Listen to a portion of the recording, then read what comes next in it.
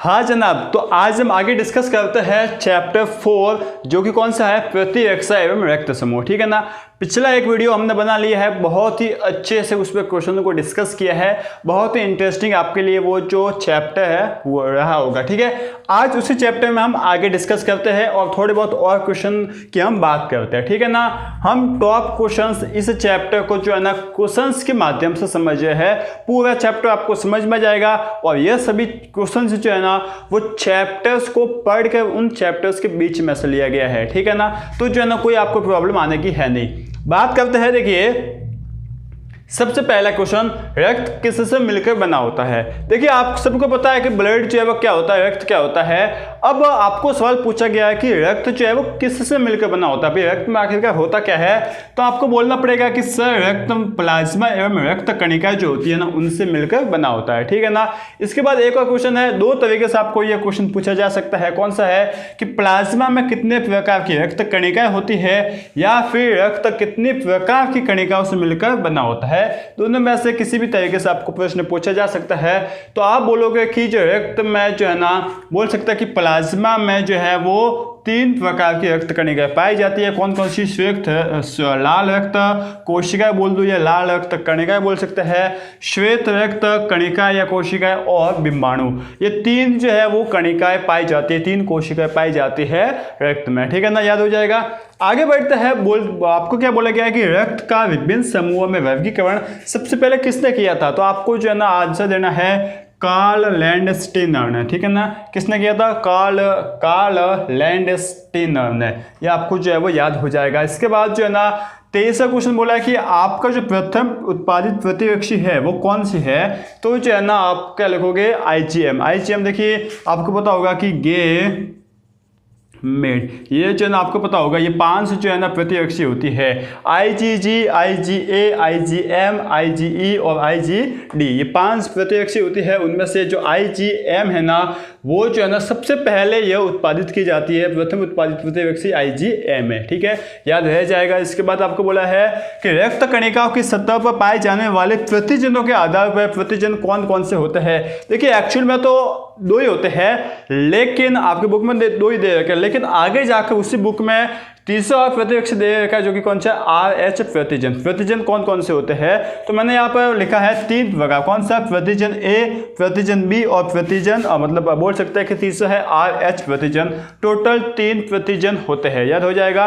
प्रतिजन A, प्रतिजन B और RH प्रतिजन, ये आपके 3 प्रतिजन पाए जाते हैं। 25वें क्वेश्चन की बात करते हैं, तो मानव शरीर में कितने प्रकार के रक्त समूह पाए जाते हैं। आपको बोला कि मानव शरीर में कितने ब्लड ग्रुप मतलब रक्त समूह पाए जाते हैं।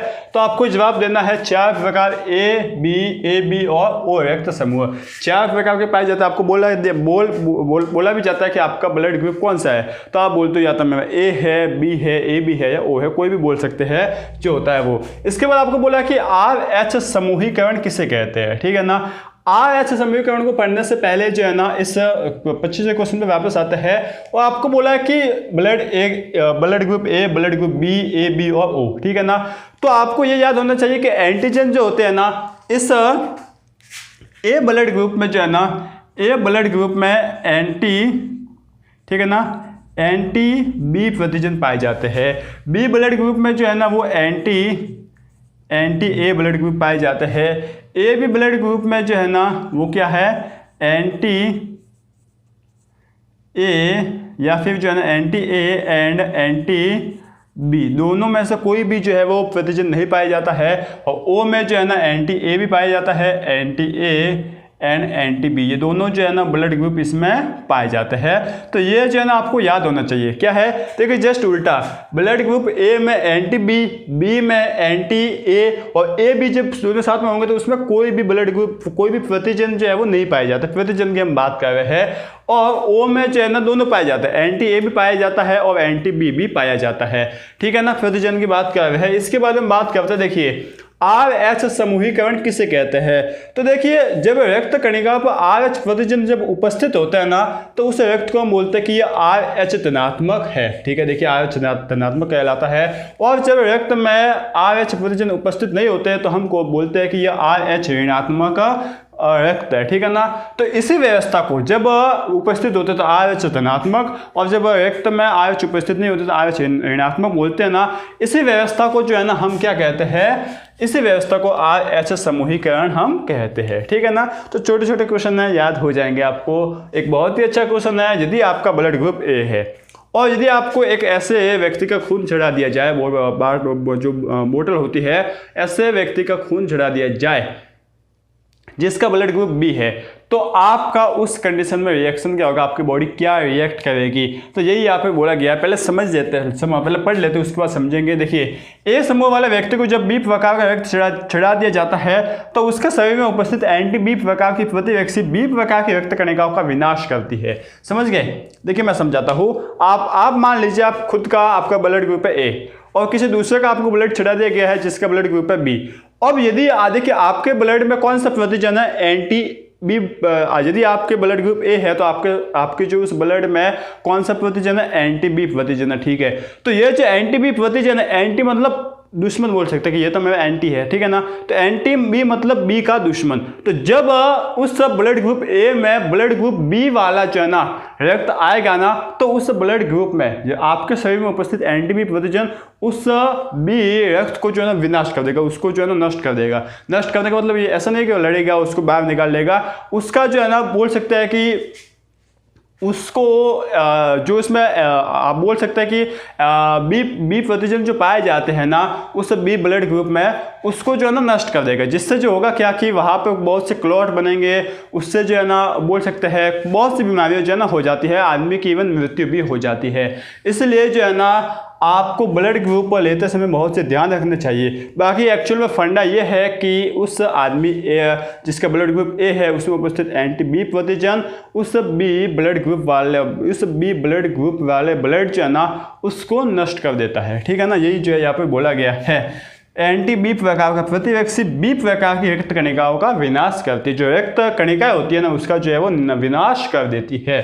तो यह जो है ना बहुत ही याद होना चाहिए। और जब विनाश करेगी तो आप तो सोचोगे कि भाई B प्रकार का जो ब्लड ग्रुप है ना, जो B प्रकार की कणिका है ना, उनका विनाश किया है। तो इसमें हमारा क्या नुकसान है? हमारा ये नुकसान है कि जो विनाश किया है ना, देखिए ब्लड तो आपकी बॉडी में जा चुका है ना, अब आपकी बॉडी में उस B प्रकार की कणिकाओं का, रक्त कणिकाओं का विनाश किया गया है। तो जब विनाश होगा तो वो तो मर जाएंगे, मर के फिर कहाँ रहेंगे? बॉडी में के अंदर ही रहेंगे। और जब बॉडी के अंदर ही रहेंगे ना तो बहुत सी बीमारी जो है ना उससे उत्पन्न होती है, बहुत सी इवन मृत्यु भी हो जाती है। इतनी खतरनाक बीमारी होती है, मुझे नाम याद नहीं आ रहा है, बहुत सी होती है, ठीक है ना। इसके बाद हम बात करते हैं 28वां क्वेश्चन। देखिए, किन वर्ग के व्यक्तियों को सर्वदाता और सर्वग्राही व्यक्ति कहते हैं? किसको जो है ना सर्वदाता व्यक्ति कहेंगे, उस किसको सर्वग्राही कहेंगे? तो ओ रक्त समूह, जिनका भी रक्त समूह ओ होगा ना उसको हम कहेंगे सर्वदाता, और जिसका भी ए भी रक्त समूह होगा ना उसको कहेंगे सर्वग्राही, ठीक है ना। यह जो है ना आपको याद होना चाहिए। मतलब देखिए, ओ रक्त समूह को सर्वदाता क्यों कहता है? क्योंकि ओ रक्त में जो है ना, ओ रक्त समूह में कौन सा प्रतिजन पाया जाता है? एंटी ए और एंटी बी। यदि ये ए को देगा तो भी काम हो जाएगा, बी को देगा तो भी काम हो जाएगा, और ओ तो जो है वो सबसे लेता ही है। तो ए भी तो जो है वो सबसे लेते ही है, ठीक है ना। तो ए बी और ए बी दोनों को, तीनों को देगा तो काम जो है हो जाएगा, इसलिए इसको सर्वदाता कहते हैं। और ए बी जो है जिसमें कोई प्रतिजन पाया ही नहीं जाता, तो ये किसी से भी ले सकता है, ठीक है ना। समझ गए? तो इस तरीके से इसमें काम होता रहता है। इसलिए बस आपको ये याद रखना है कि ओ वाले को तो सर्वदाता और ए बी वाले को सर्वग्राही कहते हैं। अब आपको बोला क्या कि RH पर संक्षिप्त टिप्पणी लिखिए। अब RH पर टिप्पणी हम क्या करते हैं, देखिए क्या बोल रखा है कि RH कारक की खोज सबसे पहले जो है ना किस पर की गई थी? मक्का रिसास, ठीक है ना। ऐसा कोई नाम है रिसास, RS से स्टार्ट होता है, तो मक्का रिसास नाम के बंदर में की गई थी, ठीक है। अब देखिए इस बंदे का नाम जो है ना ऐसे कुछ था, MAKK मक्का रिसास, ठीक है ना। तो रिसास का RH लिया गया और इसे जो है ना बोला गया RH इसको बोला गया कि प्रतिजन, ठीक है ना। तो यह जो है ना किस खोज जो है इसकी किस में की गई थी? एक बंदर में की गई थी जिसका नाम था मक्का रिसास, ठीक है ना। और रिसास कारक जो होता है, RH कारक जो होता है, उसमें करीब 417 अमीनो अम्ल का प्रोटीन पाया जाता है। कितना बड़ा प्रोटीन पाया जाता है? 417 अमीनो अम्ल का। ठीक है, आगे बढ़ते हैं और बात करते हैं यह रक्त कणिकाओं की सतह पर भी पाया जाता है। तो ये तो मैंने आपको बता ही दिया है कि RH जो है ना रक्त कणिकाओं की सतह पर भी पाया जाता है। इस आधार पर रक्त कणिकाओं की सतह पर पाए जाने वाले प्रतिजनों के आधार पर हम प्रतिजन को 3 भागों में बांटते हैं, एंटी ए, एंटी बी और प्रतिजन ए, प्रतिजन बी और कौन सा है आपका आप बोल सकते हैं RH प्रतिजन। ठीक है ना, तो इस तरीके से जो है ना ये थोड़े बहुत क्वेश्चन है, लिख लीजिए। इसके बाद और भी आगे बात करते हैं, इंटरेस्टिंग क्वेश्चन आएंगे, पहले आप इनको लिख लीजिए और हम आगे बात करते हैं। ठीक है, चलिए चलो तो अब हम आगे बात करते हैं और क्वेश्चन नंबर 30 देखते हैं। सिंपल सा है कि मानव में कितने प्रकार के RH कारक पाए जाते हैं। RH कारक जो है वो कितने प्रकार के पाए जाते हैं, तो जिस तरीके से जो प्रतिजन 5 तरीके के पाए जाते हैं, कौन से, गेमेट। ठीक है ना, कौन कौन से थे, GAMED, ये गेमेट जो है ना वो 5 तरीके के प्रतिवृक्षी थे। ठीक है ना, उसी तरीके से जो है ना RH कारक भी 5 तरीके के पाए जाते हैं। कौन सा, C, D और E। आपको याद करना है C, D और E। ठीक है, स्टार्ट का C जो है वो 2 तरीके का होता है, छोटा C बड़ा C, और D जो है वो एक ही होता है, और E जो है वो भी 2 तरीके का होता है, छोटा E और बड़ा E। तो इस तरीके से जो है ना आपको याद हो जाएगा, RH छोटा C, RH छोटा C और बड़ा C, इसके बाद RHD, RH छोटा E और RH बड़ा E। तो ये आपके 5 तरीके के RH कारक हो गए। इसके बाद आ गया कि रक्ताणुरेखता जो है वो क्या होता है। ठीक है ना, ये जो है ना आपने प्रैक्टिकल लाइफ में, डेली लाइफ में देखा होगा कि जनरली जो यूजुअली किसी माँ का सेकंड जो बच्चा होता है ना, किसी का मतलब ज़्यादा तो नहीं, वो थोड़ा कमज़ोर होता है, या फिर बहुत से जो है ना या तो कमज़ोर होता है, या फिर किसी रोग जैसे कि हेपेटाइटिस हो गया उससे ग्रसित होता है, या फिर प्रेगनेंसी के दूसरे टाइम में जो है ना बहुत से बच्चे जो है ना मतलब उनकी मौत हो जाती है, मृत्यु हो जाती है। तो इसका क्या कारण है, साइंटिफिक कारण है, जो कि क्या है, देखिए जब भी गर्भावस्था होती है तो उस गर्भावस्था के दौरान जो भ्रूण होता है ना, उस भ्रूण और माँ के RH कारक अलग अलग हो। मतलब इसका क्या, देखिए RH कारक 2 तरीके के होते हैं। अभी हमने पढ़ा है कि RH समूहीकरण क्या होता है। एक तो होता है जिसमें RH कारक उपस्थित हो, वो तो मतलब धनात्मक RH कारक और ऋणात्मक RH कारक, 2 तरीके के RH कारक होते हैं। ठीक है, और यदि भ्रूण और जो माता है ना, मतलब जो बच्चा और माता के RH कारक यदि अलग अलग हो गए तो होता क्या है कि उस माता में जो है ना प्रति RH कारक उत्पन्न हो जाते हैं। ठीक है, और जब माता में प्रति RH कारक उत्पन्न हो जाता है तो वो क्या करता है, ये RH कारक जो है ना, जो भ्रूण का रक्त होता है ना, उस भ्रूण के रक्त में मौजूद जो RH कारक होते हैं उनसे जो है ना क्या करते हैं, प्रतिक्रिया करते हैं, क्रिया करते हैं। ठीक है, इतना जो है ना करते हैं, इतना जो है ना आपको समझ में आ गया। अच्छा, करते हैं, इससे जो है ना क्या होता है, क्रिया करके जो है ना रुधिर समूहन विधि द्वारा ये प्रतिवृक्षी जो है वो लाल रक्त कोशिकाओं को नष्ट करके रुधिर लयनता उत्पन्न करते हैं। ठीक है, अब हम समझते हैं। देखिए इसमें क्या होता है कि यदि माता और जो बच्चा है उसके RH कारक अलग अलग हुए तो माता के शरीर में जो RH कारक होते हैं, माता के शरीर में प्रति RH कारक उत्पन्न होते हैं, और ये बच्चे के शरीर में जो बॉडी में जो RH कारक है ना उनसे प्रतिक्रिया करेंगे। ठीक है, प्रतिक्रिया करके जो है ना क्या करते हैं, उस बच्चे के बॉडी में जो भ्रूण है ना, भ्रूण के शरीर में जो रक्त है ना उसके जो है ना उसके साथ प्रतिक्रिया करके क्या करते हैं, लयनता उत्पन्न करते हैं। मतलब RBC जो बोल सकता है कि लाल रक्त कोशिका होती है ना, उनको नष्ट करती है, लयनता। ठीक है ना, लयनता का मतलब होता है RBC कोशिकाओं को नष्ट करना।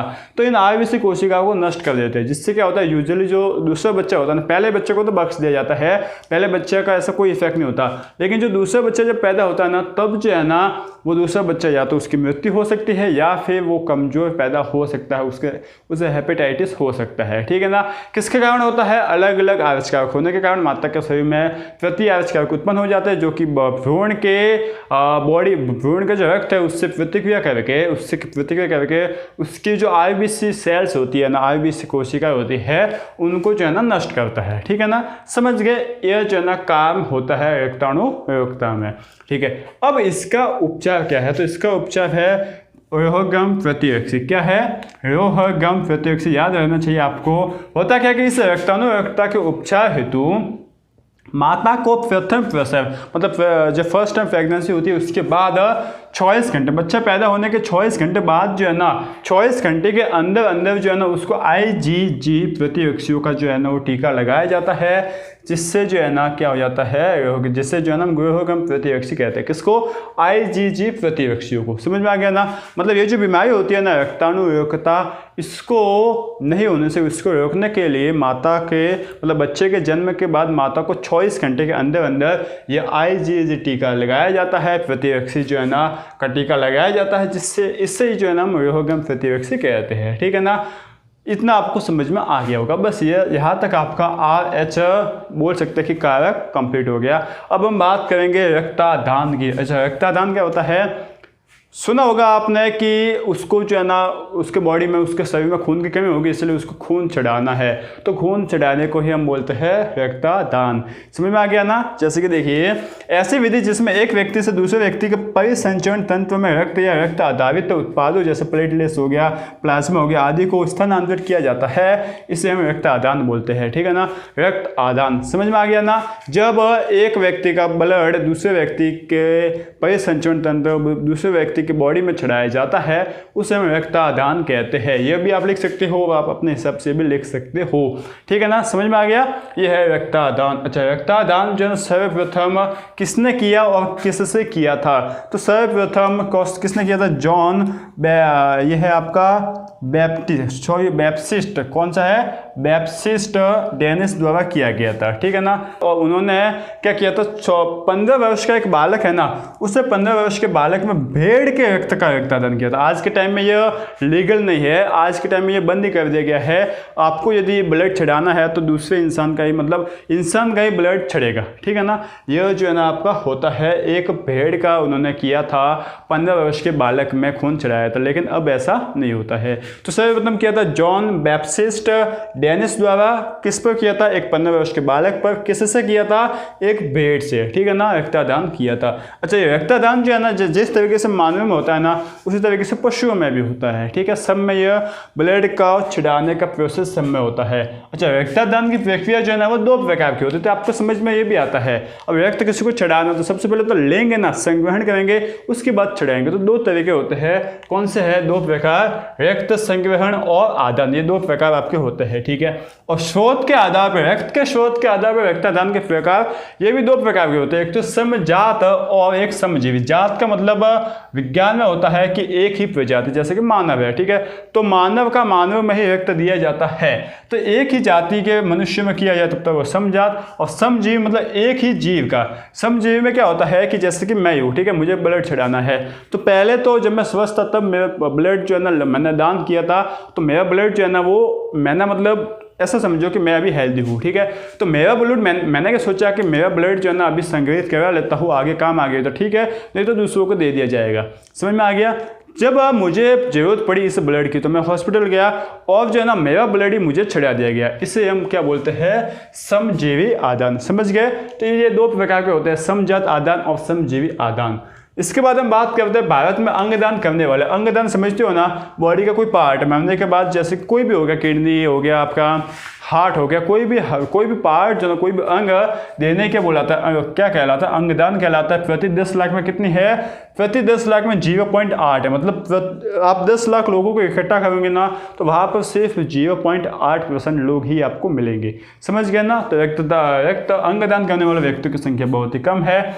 अब आगे इस क्वेश्चन के ऊपर बहुत ही मोस्ट है, आप इसको अंडरलाइन कर लेना। रुधिर के जीन स्वरूप की सारणी को बताइए। अब ये पूरी आपको हो सकता है कि पूछ ले, और यदि नहीं भी पूछ ले तो कैसा होगा? देखिए, रुधिर वर्ग और जीन स्वरूप की सारणी बनानी है। जैसे कि मान लो जिसका रुधिर ब्लड ग्रुप ए है ना, तो उसमें जीन स्वरूप 2 तरीके के पाए जाते हैं, या तो IA या फिर IAI। ठीक है ना? ये 2 तरीके के जीन स्वरूप पाए जाते हैं। बी में भी जो है ना IB या फिर IBI पाया जाता है। ए बी में IAIB पाया जाता है, और ओ में जो है ना II पाया जाता है। ये जीन स्वरूप होता है। तो आपको कैसे क्वेश्चन पूछा जाता है कि एक रक्त का जीन स्वरूप क्या है? आपका II है। ठीक है? ये आपको पूछा गया है।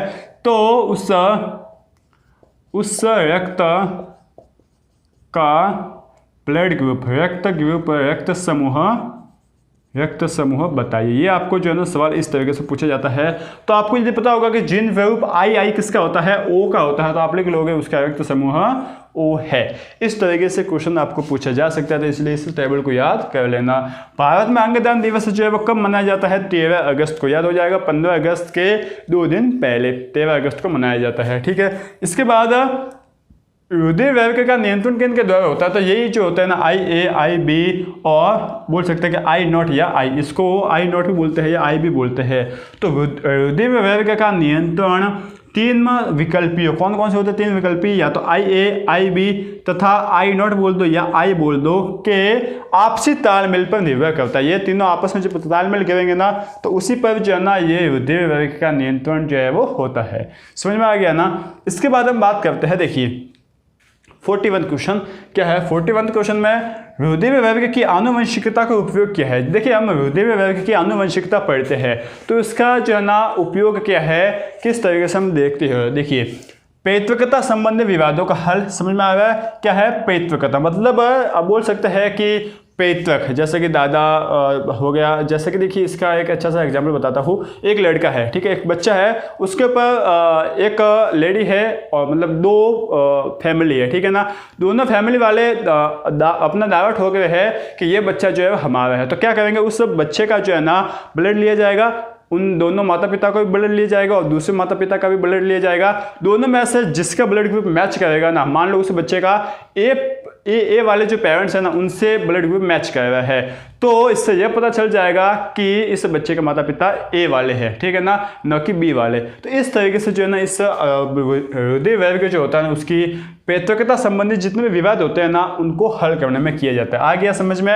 पैतृ होता है, ठीक है ना, पैतृकता संबंधी विवाद का आ गया समझ में। इसके बाद है सफल रक्तदान। रक्तदान यदि सफल हमें सही ढंग से करना है, तब भी इस आनुवंशिकता का उपयोग किया जाता है। इसके बाद आनुवंशिक रोगों जैसे कि हीमोफीलिया जैसे रोग होते हैं ना, उनका उपचार करने में भी किया जाता है। अब ये हीमोफीलिया रोग जो है वो क्या होता है, देखिए इसको समझिए, अच्छे से समझिए। हीमोफीलिया जो है ना क्या होता है, देखिए हीमोफीलिया सिंपली बात है, यदि आपको कहीं चोट लग गई, ठीक है ना, तो यदि आपको हीमोफीलिया रोग हो रखा है ना, तो वहाँ से उसे चोट से जो ब्लड बह रहा है ना, खून बह रहा है ना, वो बहता ही रहेगा, वो जो है ना रुकेगा नहीं। अच्छा, रक्त का रुकना क्या कहलाता है? रक्त का थक्का। मतलब हीमोफीलिया रोग में जो है ना क्या है, हीमोफीलिया रोग में रक्त का थक्का बनना जो है वो क्या हो जाता है, बंद हो जाता है। आ रहा समझ में? बिल्कुल अच्छी तरीके से आ रहा है कि हीमोफीलिया रोग में रक्त का थक्का बनना जो है वो बंद हो जाता है, इसे हम हीमोफीलिया रोग कहते हैं। और हाल ही में देहदान करने वाले व्यक्तियों के नाम लिखिए, जो कि कौन सा है, कौन से 2 व्यक्ति हैं। साध्वी देहदान, मतलब उन्होंने ऐलान कर दिया है, देहदान मतलब पूरी बॉडी का दान। ऐसे 2 व्यक्ति है, इन्होंने जो है ना ऐलान कर दिया कि मरने के बाद हमारी बॉडी को जो है ना मेडिकल यूज में आप काम में ले सकते हो, ठीक है ना। मतलब मरने के बाद इनकी बॉडी को जलाया नहीं जाएगा, जो भी नहीं इनके साथ जो प्रोसेस होती है वो नहीं की जाएगी, बस इनको जो है ना मेडिकल में भेज दिया जाएगा, इनकी बॉडी का जो है ना यूज किया जाएगा, ठीक है। तो कौन है, साध्वी ऋतंभरा तथा क्रिकेटर गौतम गंभीर, इन दोनों ने जो है ना अपने देह को दान करने का फैसला किया है। आ रहा समझ में? आ रहा है ना? बिल्कुल अच्छे से आ रहा है सर, बिल्कुल अच्छे से जो है ना हमें आ गया, ठीक है ना। अब आपको क्या करना है, इस चैप्टर को पूरा पढ़ना है। लगभग सभी क्वेश्चन मैंने उठा के आपको दे दिए गए हैं। साथ ही साथ देखिए, लगभग तो हो गए हैं, लेकिन फिर भी इस चैप्टर के अंत में जो 15 आपके बोल सकते हैं कि बहुविकल्पिक क्वेश्चन है ना, उनको आपको करना है। मतलब MCQ क्वेश्चन इन 15 को पढ़ लेना, बाकी थोड़े बहुत और पढ़ लेना। लगभग जो है ना आपको सभी क्वेश्चंस दे दिए गए हैं, ठीक है। तो आई होप आपको ये पूरा जो है ना सेशन समझ में आ गया होगा, लेक्चर जो है वो समझ में आ गया होगा। यदि आ गया है तो वीडियो को लाइक कर दीजिए। साथ ही साथ इस टाइम में, इस फ्री टाइम में जो है ना हम बहुत ही अच्छे से पढ़ाई करने वाले हैं, ठीक है। तो तब तक के लिए आप पढ़ते रहिए, आगे बढ़ते रहिए और एग्जाम में फोड़ने की तैयारी करते रहिए, ठीक है। Thank you.